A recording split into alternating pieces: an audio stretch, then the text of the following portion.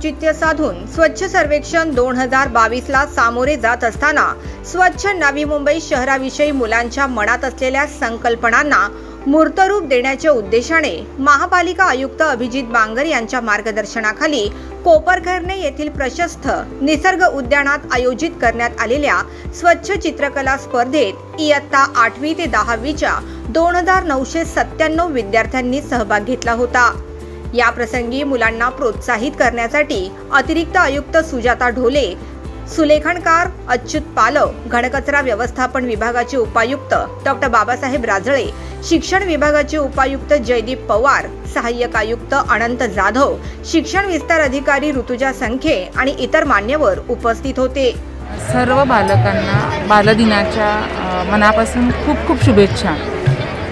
कोविडचं जे सावट गेल्या 18-19 महिन्यांपासून सर्व जगातील सर्वजण आपण फेस करत आहोत, ह्या संकटाला सामोरं जाताना हे थोडंसं अनलॉक झाल्यानंतर मुलांची जी क्रिएटिव्हिटी आहे तर त्या मुलांची क्रिएटिव्हिटी आणि ओपन ज्या सगळ्या गोष्टी झालेल्या आहेत त्याच्यामुळं हा जो प्रतिसाद आहे तो प्रतिसाद अत्यंत भरघोस प्रतिसाद मिळालेला आहे। पण आम्ही ही स्पर्धा फक्त 8वी ते 10वी याच इयत्तांसाठी ठेवलेली आहे। तर पण 8वी ते 10वी या तीनच इयत्तांसाठी असताना सुद्धा प्रचंड प्रतिसाद बालकांकडून आम्हाला मिळालेला आहे, शिक्षकांकडून मिळालेला आहे, शाळांकडून मिळालेला आहे, पालकांकडून मिळालेला आहे। नवी मुंबईची एक वेगळी उंची राज्यामध्ये आणि देशामध्ये स्वच्छ सर्वेक्षणच्या अनुषंगाने दादा सगळ्याच अनुषंगाने आहे आणि हे सर्व साकारत असताना मुलांच्या नजरेतून स्वच्छ नवी मुंबई आणि सुंदर संकल्पना हा जो विषय आहे आणि ह्यात जे सब टॉपिक्स दिलेले आहेत त्यात खरोखर ही मुलं म्हणजे पुढचे हे आपण म्हणू शकतो की एक सुजाण नागरिक नक्कीच होतील। कारण आत्ता जेव्हा हे सगळं आम्ही पाहतोय तेव्हा इतकी सुंदर मुलांच्या संकल्पना मुलांनी त्यांच्या चित्रातून मांडलेल्या आहेत की त्यांचं कौतुक करावं तेवढं अगदी थोडकं आहे।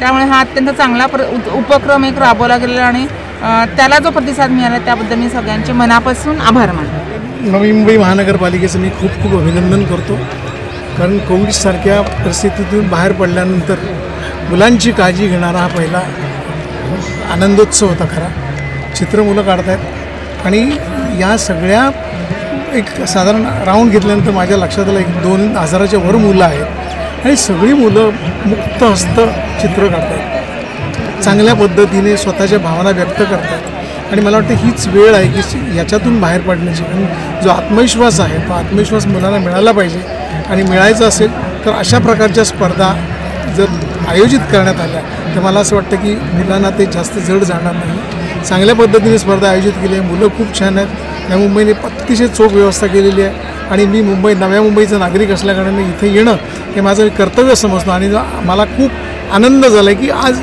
जवळजवळ 2-2.5 हजार मुलांची चित्र बघायला मिळतात आणि त्यांच्या कल्पनांचा एक आढावा घेता येतो। इयत्ता 8वी ते 10वीच्या 2997 विद्यार्थ्यांनी स्पर्धेत उत्साहाने सहभागी होत माझे शहर माझा सहभाग, प्लॅस्टिक मुक्त माझे शहर, स्वच्छतेचा बाल महोत्सव या 3 पैकी आपल्या आवडत्या विषयावर मनातील स्वच्छता संकल्पनांना चित्रातून रंग आणि आकार दिला।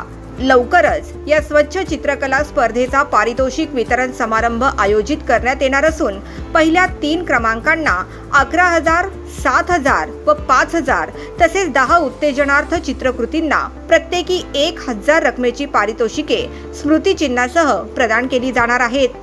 स्पर्धेत सहभागी सर्व विद्यार्थ्यांना सहभाग प्रशस्तीपत्र दिले जाणार आहे। Bureau report, the metro.